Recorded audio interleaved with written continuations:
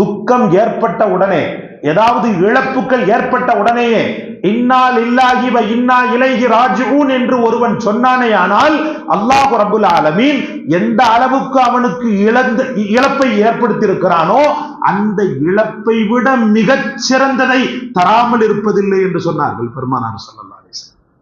சூரா யூசுப் அற்புதமாக ஹஜரத் அவர்கள் ஹாஃபிஸ் அவர்கள் ஓதினார். அதுல ஹஜரத் யூசுப் அலைஹிஸ்ஸலாமுடைய வரலாறுகளை எல்லாம் உங்களுக்கு பல காலங்கள் சொல்லப்பட்டு வருகிறது. அந்த வரலாறுக்குள்ள நான் போக வரல. இந்த இடத்துல இழையோடக்கூடிய இறை நம்பிக்கை, தந்தைக்கும் இறை நம்பிக்கை உச்சம், அவர் பெற்றெடுத்த அருமையான மகன் யூசுஃபுக்கும் இறை நம்பிக்கை உச்சம். மகனை இழந்த துயரம் உங்களுக்கு தெரியும். சொந்த சகோதரர்களாலேயே சதிவலையில் வீழ்த்தப்பட்டு ஹஜரத் யூசுப் அவர்கள் பெரிய அளவுக்கு அலைகழிக்கப்பட்டு கடைசியில் மிஸ்ர் தேசத்தின் அரசராக மாறினார். மகனை காணவில்லை, மகனை இழந்து விட்டோம் என்ற ஒரு துயரம். ஒரு தந்தையினுடைய அன்புக்கு ஹஜரத் யாக்கூபை விட சிறந்த உதாரணம் உலகத்துல நான் சொல்ல முடியாது. ஏன்னா 11 பிள்ளைங்க. இன்னைக்கு நம்ம ஒண்ணு கண்ணே கண்ணுன்றதுனால பாசத்தை அதிகமாக கொட்டுகிறோம். 11 பிள்ளைகள் மேலேயும் அவங்க எவ்வளவு பாசம் வைத்திருந்தா, இந்த பிள்ளைகள் நன்றாக தெரியும் நம்முடைய பிள்ளையை ஏதோ ஒன்று செஞ்சிருச்சு இந்த பிள்ளைங்கன்னு சொல்லி பதுவா விட்டுருக்கலாம்ல. தன்கிட்ட இருக்கக்கூடிய அந்த நுபுவத்தின் வலிமையை கொண்டு பிள்ளைகளை சப்போஸ் ஒரு வேலை திட்டிருக்கலாம், திட்டவில்லை. அந்த பிள்ளைகளுக்காக துவா செய்தாங்க. இதுதான் ஒரு தந்தையினுடைய ஒரு அற்புதமான ஒரு குணமாக இருக்க வேண்டும்.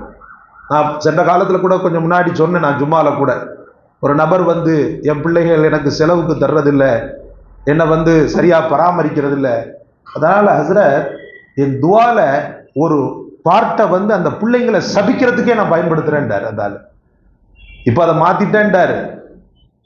அப்படியே பகீர்னு இருந்துச்சு எனக்கு.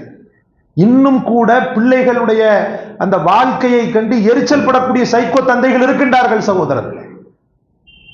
ஓரவஞ்சனையாக பார்ப்பது. 4 பிள்ளை பெற்றிருப்பான், அந்த 4 பிள்ளையில ஒரு பிள்ளைய தூக்கி வச்சுட்டு அந்த பிள்ளைக்கு மட்டுமே சொத்து எழுதி வச்சுடுவான், அந்த 3 பிள்ளைகளை அனாதையா விட்டுருவான் சகோதரர்கள். எல்லா தந்தைகளையும் சொல்ல வரல, சில தந்தைகள் அன்பும் பாசமும் 4 பேருக்கு சரிக்கு சமமா கொடுக்கும்போது பிரச்சனை வராது. ஆனால் இங்கே ஹஜரத் யூசுப் கொஞ்சம் அதிகப்படியான பேரழகாக இருந்ததால, கடைசி குழந்தையா இருந்ததுனால தன் கல்பை கொஞ்சம் அதிகமா கொடுத்தாங்க. அதுக்காக மற்ற குழந்தைகளை வெறுத்தாங்களா ஹஜரத் யாக்கூப்? அப்படி வெறுத்திருந்தா அந்த பிள்ளைகள் செய்த அந்த கொடூர செயலுக்கு அப்பவே அல்லாஹ்விடத்துல தண்டனை வாங்கி அந்த பிள்ளைகளுக்கு கொடுத்திருக்க முடியும். அப்படி இல்லாட்டா கூட அந்த பிள்ளைகளை விட்டு அவர்கள் விலகி இருக்க முடியும். உங்களுக்காக நான் துவா செய்வேன்டாங்க, உங்களுக்காக நான் துவா செய்வேன்டாங்க.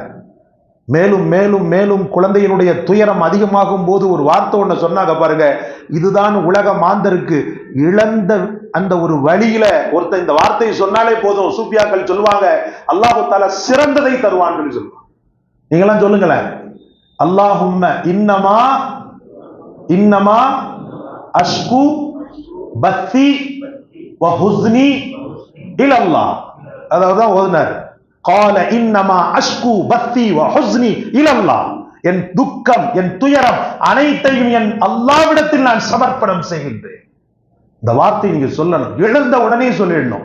இது சொல்லிட்டு இன்னா லில்லாஹி வ இன்னா இலைஹி ராஜிஊன் பெருமானார் ஸல்லல்லாஹு அலைஹி வஸல்லம் அவர்கள் சொல்லி தந்த அற்புதமான வாசகம் இன்னா லில்லாஹி வ இன்னா இலைஹி ராஜிஊன்.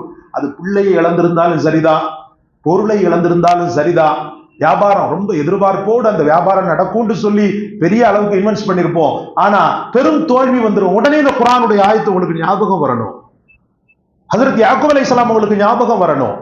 யூசுஃபை இழந்த துயரத்தில் அவர் தன்னைத்தானே விரக்தியாகி அப்படி ஒரு மாதிரியா ஆகல, அழகாக சொன்னாங்க இன்னமா அஷ்கு பத்தி வ ஹுஸ்னி இலல்லாஹ். என் துக்கம் என் வலி என் துயரம் அனைத்தையும் அல்லாஹ்விடத்தில் நான் சமர்ப்பணம் செய்கிறேன் என்று சொன்னாங்க. இந்த வாசகத்தை சொன்னதுதான் தாமதம். அல்லாஹு தஆலா என்ன செய்தான் தெரியுமா? தன்னிடத்தில் ஒப்படைக்கப்பட்ட எதையுமே அல்லாஹ் ரப்பல் ஆலமீன் திரும்ப ஒண்ணுக்காவாததா திருப்பி கொடுக்க மாட்டான். நீங்க அல்லாஹ்விடத்துல ஒப்படைச்சு பாருங்க, மன தூய்மையா இருக்கணும். ஏதோ பேருக்கு நான் ஒப்படைக்கிறேன்ற மாதிரி இருக்கக்கூடாது. உங்களுடைய தூய்மையான அந்த இஹ்லாஸ் எப்படி இருக்கணும்னு சொன்னா, முழுமையான முறையில் அல்லாஹ்வை மட்டுமே சார்ந்திருந்த இந்த துன்பத்திற்கு நீதான், துயரத்திற்கு நீதான் பதில் தர வேண்டும் என்று அல்லாஹ்விடத்தில் நீங்கள் ஒப்படைத்து பாருங்கள். அதற்கு பிறகு நடப்பதை பாருங்கள் இன்ஷா அல்லாஹ். அதற்கு பிறகு நடப்பதை பாருங்கள் இன்ஷா அல்லாஹ். அந்த இழந்ததை விட சிறந்ததை தருவான். ரசூல் ஸல்லல்லாஹு அலைஹி வஸல்லம் அவர்கள் சொல்லக்கூடிய ஹதீஸ் புகாரியோ அல்லது முஸ்லிமிலோ பதிவு செய்யப்பட்டிருக்கிறது. துக்கம் ஏற்பட்ட உடனே, ஏதாவது இழப்புகள் ஏற்பட்ட உடனேயே இன்னா லில்லாஹி வ இன்னா இலைஹி ராஜிஊன் என்று ஒருவன் சொன்னானே, ஆனால் அல்லாஹ் ரப்பல் ஆலமீன் எந்த அளவுக்கு அவனுக்கு இழப்பை ஏற்படுத்தி இருக்கிறானோ அந்த இழப்பை விட மிகச் சிறந்ததை தராமல் இருப்பதில்லை என்று சொன்னார்கள் பெருமானார் ஸல்லல்லாஹு அலைஹி வஸல்லம். அந்த இன்னா லில்லாஹ்வை நம்ம எதுக்கு பயன்படுத்துறது தெரியுமா? சிரிக்கணும், மௌத்துக்கு மட்டும்தான் பயன்படுத்துறோம். என்னைக்காவது ஒரு சின்ன துன்பம் வரும்போது இன்னா லில்லாஹ்னு வாயில வருதா? நமக்கு எங்கேயாவது ஒரு இடத்துல மௌத்துன்னு சொன்னோம்னா இன்னா லில்லாஹி வ இன்னா இலைஹி ராஜிஊன்னு சொல்றோம். போர்ட்ல எழுதி போடுறது இன்னா லில்லாஹ்னு எழுதி போடுறோம். துன்பம் வரும்போது இன்னா லில்லாஹ் சொல்ல வேண்டும் என்று சொல்லப்படுகிறது. எந்த துன்பமாக இருந்தாலும் சரிதான், அது இறப்பாக இருந்தாலும் சரிதான் அல்லது இழப்பாக இருந்தாலும் சரிதான், இந்த வார்த்தையை நீங்கள் பயன்படுத்தும் போது அல்லாஹ் அகமகிழ்கிறான்.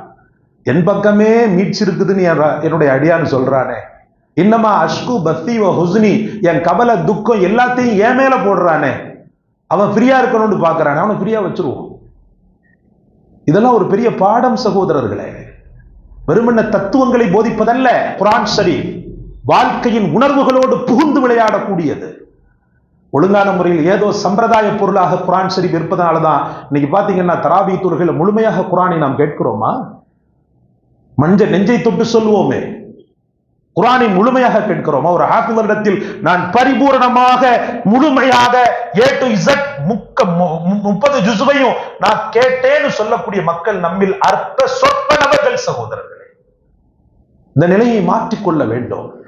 ஆகிரத்தில் இந்த காதுகளுக்கான கேள்விகளை நீங்கள் கேட்கப்படும் போது அந்த காதுகள் சொல்ல வேண்டும் அல்லவா, இறைவனே உன் கலாமை நான் 30 நாட்களும் திரும்ப திரும்ப கேட்டேன், 30 நாட்களும் 30 ஜுசு மன்னிக்கணும் 27 நாட்கள் நம்ம கணக்கு வச்சிருக்கிறோம், 30 ஜுசுவையும் நான் கேட்டேன் அப்படின்னு சொல்லி அது சொல்ல வேண்டும் அல்லவா? அதற்கு நாம் வேலை கொடுக்க வேண்டும் அல்லவா? அதற்கு நாம் வாய்ப்பு கொடுக்க வேண்டும் அல்லவா? அதனால் வாழ்க்கையில் துன்பமும் துயரமும் ஹஜ்ரத் யாக்கூப் அலைஹிஸ்ஸலாம் தொட்டதை போல நமக்கும் வந்திருக்கலாம். பிள்ளைகளின் மூலமாக துன்பம், பொருளாதார விஷயத்தில் துன்பம், ஏதாவது ஒரு ரூபத்தில் துன்பம் என்பதை நாம் அனுபவித்திருந்தோமேயானால் அந்த அனுபவிக்கின்ற அந்த வலி வேதனையோடு இன்று அவர் ஓதிய அந்த வசனத்தை நீங்கள் அல்லாஹ்விடத்தில் ஒப்படையுங்கள். இன்னமா அஷ்கு பத்தி வ ஹுஸ்னி இலல்லாஹ், என் வாழ்க்கையில் துக்கம் துயரம் அனைத்தையும் என் ரப்பு அல்லாஹ்விடத்தில் நான் ஒப்படைக்கிறேன் என்று யாக்கூபுக்கு இருக்கக்கூடியதான ஆண்டவன் தானே உங்களுக்கு இருக்கிறான். யாக்கூபுக்கு வேற அல்லாஹ் இருக்கிறானா? யாக்கூப் நபிக்கு எப்படி அல்லாஹ்வோ அதே போலதான் நமக்கு அல்லாஹ். எவ்வளவு பெரிய சிறந்ததை கொடுத்தான் தெரியுமா? யூசுஃபை எப்படி கொடுத்தான்? அவர் துக்கம் புள்ள போயிடுச்சுன்னு சொல்லிட்டு அழுகிறாரு, ஆனா திரும்ப கொடுக்கும் போது எப்படி கொடுத்தான் தெரியுமா? இழக்கும் போது சாதாரண யூசுஃபாக இருந்தவரை திரும்ப கொடுக்கும் போது மிஸ்ர் தேசத்தின் ராஜாவாக அல்லாஹ் கொடுக்கிறார். அதே போலதான் இந்த வேர்டுடைய அந்த வேல்யூபிள் பவர் அப்படின்றது எப்படின்னு சொன்னா, உங்களுக்கு இழப்பை விட சிறப்பான ஒன்றை தந்துவிடும் சகோதரர்களே. அல்லாஹ் உங்களுக்கும் எனக்கும் தௌஃபீக் செய்வானாக.